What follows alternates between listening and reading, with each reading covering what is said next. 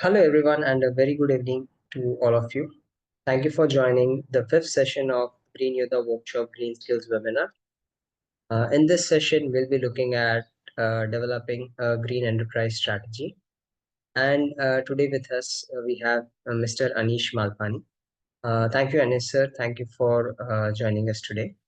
I would request you to switch on your video uh, that I can invite you on the screen. Thank you, Anissa. Thank you for joining us today. I'll just start with a short introduction about yourself and without. So, everyone, it's going to be a very interesting session with the kind of content which we are trying to bring to you, and with the expertise which Anissa brings today. To start with a brief introduction, Anish sir is currently building Without, a social enterprise which is based out of Pune, that is reimagining waste and poverty. Uh, his organization upcycles impossible to recycle plastic waste, thin chips packets, into sunglasses with their patented technology while empowering waste pickers out of poverty. As a proof of concept, Without has created the world's first recycled sunglasses made from packets of chips, which went viral when launched in India. He and his organization have also appeared on Shark Tank India, HTTV India, Euronews, and hundreds of others news channels and publications globally. Anish sir has over 12 years of experience in finance, operations, data, and the social impact space all across globe, including Texas, New York, Guatemala, Kenya, Dubai, and India. Today, as part of this particular session, we have invited him to share his viewpoints, his insights in terms of developing a green enterprise strategy as part of our learning program through the Green Skills webinar, where we are trying to impart information and bring in case studies with the participants so that they can understand and learn and take their journey to a next step forward. So, Anishi, over to you. I would request you to begin. Thank you. Thank you, Setu, and nice to meet everyone. Um, I don't know if there is a specific green enterprise strategy that everyone can follow because there's no one way of doing anything. So what I'm going to do is I'm going to walk you through our journey, what we did, and maybe you learn something from it. Maybe you take something from it. Maybe it's something you don't want to do. Maybe something you shouldn't do. But I'll walk you through what we do, and then we'll take it from there. So I'm going to share my screen. If you can just give me access, Setu. I would like to walk people through a little bit of a presentation, if that's all right.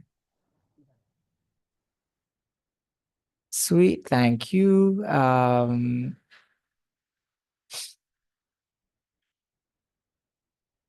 Okay, so I think you guys can see. So I don't know if people know that, your favorite packet of chips, think your Lay's, like Kurkure, Lay's or Kurkure ka packet, is very, very hard to recycle. It's hard to recycle because it has many layers of plastics in it. Like it has a layer of polypropylene, LDPE, PET, paper, aluminium, and these are all fused together and they're all different. So your chips packet and your chocolate wrapper and your milk packet or your Amul, your Chach ka packet, all of those have different combinations and permutations. And it's so complex that it's considered impossible to recycle. So much so that less than 1% of this kind of plastic waste is recycled globally. It's honestly the worst kind of plastic waste out there. So I guess the question that came to my mind when I came across this problem was that why do they even produce MLP, right? If it's so bad for the environment, why produce MLP at all? It turns out that this MLP is actually very useful to preserve the life of the food, your chips, to keep them crisp, and make sure that they can be delivered to like the most remote parts of the world. So it serves a purpose and it's very hard to make. Nothing is ever made because it wants to destroy the earth. So I started to realize that all of these problems are very complex and not very straightforward. At the same time, I found that, in the waste space in India, we have close to 4 million waste pickers or safai sathis or whatever you want to call them, but, who live really multidimensionally poor lives. They are low caste migrant workers. 90% of them in Pune are women. 30% of them have been bitten by dogs. They earn between 3,000 to 8,000 rupees. Sometimes their life expectancy can be as low as 35 years of age. It's a very, it's a generational occupation. So it's pretty shit. And at the same time, 80% of our waste in India ends up in landfills or is untreated. Uh, so it turns out that the waste problem is an extremely complex situation. It's not just an environmental issue, it's a social issue, and it's also an economic issue, right? Like this waste has value in it. So it's a really, really complex situation. And that's what I found when I was researching this problem. Um, and then the question that that I asked myself is that what is the solve here? So how can we fundamentally increase the value of this quote unquote impossible to recycle waste and use that to empower waste pickers out of poverty? That became the question in my mind. If you can increase the economic value, suddenly the incentives of picking this waste up, using it, bringing it back into the economy, empowering the waste pickers, giving them extra money, extra additional income that they wouldn't have gotten would all start to make sense. So, that's how I began the adventure in Pune here. So my personal journey is that I was born in India, but I grew up in Dubai. And then I did my undergrad in the US and I worked in finance and I wanted to make myself richer and I was making other people richer because I was in finance. And doing all of that, I got very depressed. I'm like, oh no, I want something more meaningful with my life. I don't want to just make money because that's not the point. And I also felt very lucky, very fortunate to, have all the privilege that I have. So I decided, okay, let me come back and solve these problems. And that's what, when I so specifically chose India and Pune as a place to start up because for many reasons. Primarily, there's this organization called Swachh or Kashtakari Panchayat here in Pune. I had a conversation with some of their directors, and they were like, and they're doing excellent work here in Pune with their with the waste picking community, and they're like, we need these kinds of solutions in Pune. So I chose Pune as my starting point because I felt like it was the best place to minimize my probability of failure or to maximize my probability of success. Because remember, when you're starting up any enterprise, whether it's a green enterprise or a normal enterprise, the chances of you failing are much higher. 90% of startups fail. You've heard this. It's not easy. So choose wisely. You want to minimize your chances of failure as much as possible. And guess what? It's not a fair race. It's not a 100-meter race where you start from zero. Everybody has an unfair advantage. So, my unfair advantage was that I had money I could invest in this, but I knew nothing about chemistry. So the first thing I did was, I found a chemist. I found a chemist who could come and join our journey, and that's when Dr. Jitendra Samdani joined me. And the question we asked ourselves was, how can we separate the layers of this multi-layered plastic and make them more recyclable and make the material more higher quality? And this was the first experiment that we did that Jitu did actually in December 2020 while he was actually finishing up his PhD in Korea. And as you see, he found a Lay's magic masala packet in Korea because capitalism. And as you can see, we got some layer separation and slight decolorization as well. That was our first experiment. It obviously evolved into a lot more. But this is where we started, right? February 2021, we moved into a little lab in Chinchwad in Pune with 2 desks, 2 chairs, and a stirrer. Um, and then maybe a couple of years later, after conducting 946 experiments with an average time of 2.8 hours, this was in February 2023. So, oh no, not February 2023. It was about a year later, in about 2022 end. We got hold of our material. So we converted this MLP using now what is a patented technology, and we converted it into this thread, which could then be pelletized into pellets. And so we got this material from this impossible to recycle plastic waste. So like, great, we have a material. Now what do we do? This was February 2022. After a year of research, we got to this point where we had like a material. And then, we were like, this is great. We have materials, just sell the material and try to make money off of that. But we realized we couldn't sell this material in large quantities because we couldn't manufacture it in large quantities because our technology was brand new. So we made the very contrarian choice to go up the supply chain. And we're like, okay, let's make a product. And most people were like, why are you doing products? You're a materials company. Product is a different world altogether. Why are you doing that? And we're like, no, it just makes sense. We can't contract manufacture our materials. It's a new technology. I don't have funds to build a big factory. How am I supposed to build that? So I can't build a multi-crore factory, but I can build a product. I can build maybe 100 planter pots or 500 planter pots or 500 some things, right? That could hopefully help us get to prove that this material actually has value. So we decided to make this decision where many of my friends and advisors were like, you're being dumb. So we looked at 400 different products. We looked at, we searched Amazon, we had brainstorming sessions, looked at many. This was also like this was this was before ChatGPT, right? So you couldn't just go to like AI and be like, give me ideas. We had to kind of do a lot of this brainstorming ourselves. We shortlisted them down into 70 products, and we looked at 27 different parameters, and we realized that sunglasses might be really cool. So we made the world's first recycled sunglasses from packets of chips. It was really hard because a lot of people use material to make recycled like furniture or planter pots or boards and or keychains or whatever. These are very easy, like comparatively easy to make. They don't require very high quality material. But to make sunglasses, that's not easy. And to make it from the worst kind of plastic waste. Uh, so yeah, it was really, really hard. Probably one of the hardest things I and we at Without have done. But it was very rewarding. And when we put these out, we dropped this. We just created a little video on February 2023. God, I can't believe it's been more than 2 years. We dropped that video and it went viral. We were covered by hundreds of news publications across the globe. And it got, I was like, whoa, this was like way more than we expected. But I think it was really important to realize that we're not making sunglasses, right? Sunglasses are not going to solve the problem of waste and waste pickers. But it's a strong proof of concept that you can take impossible to recycle plastic waste, convert them into high quality materials and products while empowering waste pickers into better livelihoods. I think that's really important, right? 50 to 75% of our process can be run by former waste pickers, where we formalize them into our supply chain, upskill them, their incomes increase 2 to 3x. They have ESOPs, they have flexible work hours, they have paid sick leave and paid leave. And I don't think we're doing this out of like, oh, look how generous we are. I do this out of like, hey, this is a basic right. Working conditions for manufacturing workforce is really, really poor.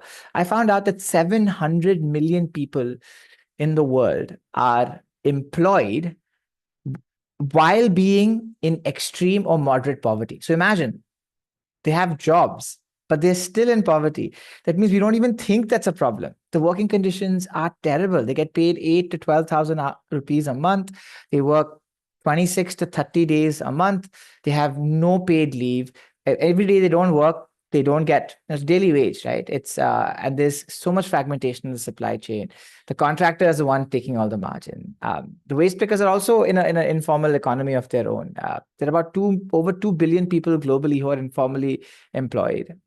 So it's really shit. So we have to. I feel this is a basic obligation for anybody who's doing business, but it's expensive, right? Because your competitor is not doing this. They are exploiting the system because that's reality.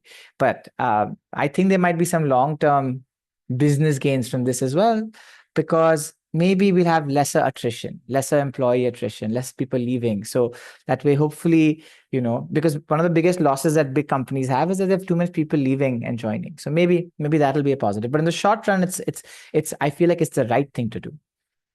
So what's next for us now is that we're building our first pilot plant. Where it's probably the world's only post-consumer all plastics and textile recycling plant. It will recycle all of this unrecyclable plastic waste in a segregated fashion. So it's pretty exciting. And I think the punchline is that we're not doing this to make money. There are far easier ways to do that. We're doing this to solve hard social and environmental problems. Profit generation is not the same as profit maximization. And in fact, we want to generate profit to maximize impact, which basically means that the more revenue we make, as in the more sunglasses we sell, or the more materials we sell, or the more impact we'll have, right? The more waste will be recycled, the more waste pickers will be empowered. And it's a very What's the right word? Very virtuous cycle of goodness, and where profit maximization isn't the goal. It's it's impact maximization. At the same time, we're not an NGO. We're not some nonprofit that wants to rely on charity or donations to survive. We are an impact first startup that is trying to solve really, really difficult problems, and creating financially viable solutions and using profit to scale our impact to make people and planet better, right? And just because we're impact first doesn't mean we can't be cutting edge in the technology that we do. As I said, in our first year, we did close to 1,000 experiments, with an average time of 3 hours. And these are not easy. These are not your fintech A/B tests that you can do on your computer. These require chemicals, glassware, time, so many variables that you can't that you can't control. So it's really hard. We have gotten a patent. We are filing for two more patents right now. We're developing a plant that is a first of a kind plant that nobody else in the world is doing.